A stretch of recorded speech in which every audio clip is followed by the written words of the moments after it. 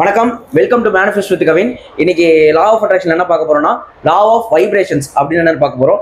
Law of vibration என்னன்னா, இந்த உலகத்துல எல்லாத்துக்குமே ஒரு அதிர்வலைகள் இருக்கு.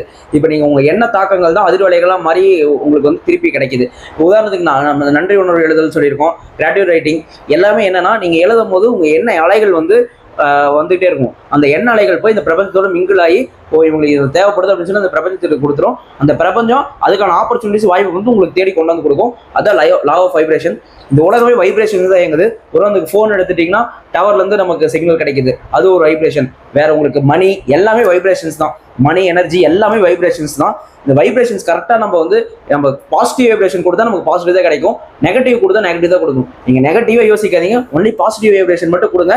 கண்டிப்பாக உங்களுக்கு வந்து திரும்பி பாசிட்டிவ் தான் கிடைக்கும். அதனால லா ஆஃப் வைப்ரேஷன் வந்து எப்பயுமே பாசிட்டிவாக யூஸ் பண்ணுங்க. பாசிட்டிவ் வைப்ரேஷன்ஸ் கொடுங்க, உங்களுக்கு திரும்பி பாசிட்டிவாக கிடைக்கும்.